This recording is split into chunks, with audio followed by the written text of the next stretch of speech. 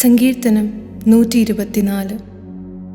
Israel പറയേണ്ടതെന്തെന്നാൽ, യഹോവ നമ്മുടെ പക്ഷത്തില്ലായിരുന്നുവെങ്കിൽ, മനുഷ്യർ നമ്മോട് എതിർത്തപ്പോൾ യഹോവ നമ്മുടെ പക്ഷത്തില്ലായിരുന്നുവെങ്കിൽ, അവരുടെ കോപം നമ്മുടെ മേലെ ജ്വലിച്ചപ്പോൾ അവർ നമ്മെ ജീവനോടെ വിഴുങ്ങിക്കളയുമായിരുന്നു.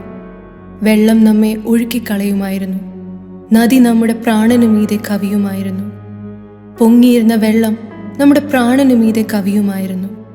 നമ്മെ അവരുടെ പല്ലിനിരയായി കൊടുക്കായികയാൽ യഹോവ വാഴ്ത്തപ്പെടുമാറാകട്ടെ. വേട്ടക്കാരുടെ കെണിയിൽ നിന്ന് പക്ഷി എന്ന പോലെ നമ്മുടെ പ്രാണൻ വഴുതിപ്പോന്നിരിക്കുന്നു.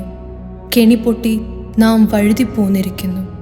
നമ്മുടെ സഹായം ആകാശത്തെയും ഭൂമിയെയും ഉണ്ടാക്കിയ യഹോവയുടെ നാമത്തിലിരിക്കുന്നു.